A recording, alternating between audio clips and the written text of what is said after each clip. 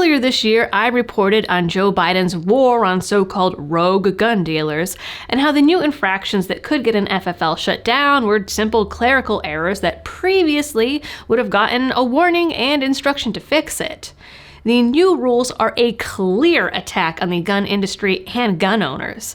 It's obvious that the Biden administration's goal, since he can't just executive order guns out of the hands of law-abiding citizens, is instead to shut down as many gun shops as possible over frivolous and innocent mistakes. Today, the casualty of this new policy is a family business that had operated for almost 50 years. Stick around to find out more.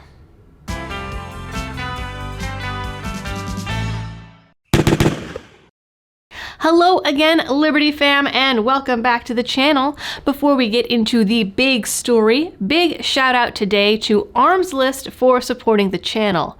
Signing up for Arms List has a huge host of member benefits and allows you to shop your local area for amazing face-to-face deals or shop nationwide from their network of over 1,300 FFL dealers. You can also sell your own items locally with no BS and no hidden fees. Check out all of their other member benefits or donate to their legal defense fund at the links down in the description. JM Gun Repair in Florida is not the first casualty of the new Biden ATF rules and certainly won't be the last. In fact, the number of revoked FFLs are up 500% since the new rules took effect. This particular shop was founded 46 years ago by master gunsmith James Morrison after he decided to move his repairs out of his garage. Doesn't get much more American than that. Morrison's brother, son, and grandson also work at the shop, and it was his grandson's dream to be the third generation to operate the family business. Emphasis there on past tense. Unfortunately, the ATF showed up one day and ruined it, which is the exact thing the Fed boys are best at. That and setting people on fire. George Hancock, an ATF industry operations investigator, or IOI for short, or just asshole, walked into the shop right after Biden announced his new war on rogue dealers. He did an audit and found some minor clerical issues in their paperwork. But instead of just handing them a pen and telling them to fix the mistakes, the ATF agent declared them willful lawbreakers and revoked their FFL. Wow.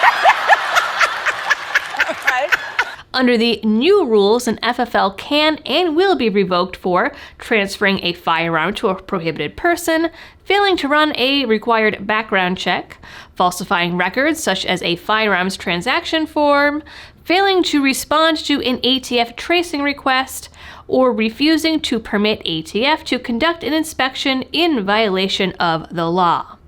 But the funny thing is, none of JM's violations were on this list. Come on, man. Give me a little break here. And again, they're not the first or the last shop to get their license revoked due to items that aren't even on Biden's 5-point list. It's clear that the ATF has their own separate list that they're operating with, which really no one should be surprised about. Effective August 23rd, JM Gun Repair can no longer transfer or sell firearms. They're planning to remain open to sell ammo, reloading gear, and black powder supplies, but they're not even allowed to offer gunsmithing services anymore. The main branch of the family's business and livelihood is just poof, gone with no due process and no way to appeal the decision. Which about checks out for government bureaucracy. They appealed to Ron DeSantis for help since they're Florida-based, but were told to contact their congressman since it's a federal matter.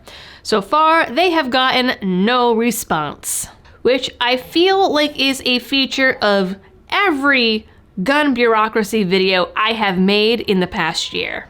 But the Morrisons have their own more chilling theory about what's going on beyond just closing FFLs.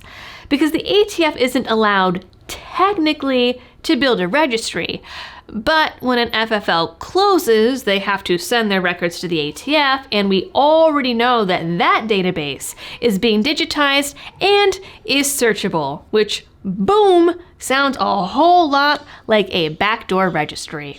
And of course, the ATF is declining to comment, like they always do. Unfortunately, stories like this are going to become more and more common with, at this point, no way to fight City Hall. That's it for this video. Apologies for it not being more perky and peppy and exciting, but I don't really know how you be perky and peppy about someone's livelihood and family legacy being completely destroyed. At any rate, please like, share, and subscribe, and check out the affiliates and support options in the description. Until next time, thanks for tuning in. Hopefully we'll have better news next time. Stay safe and happy shooting.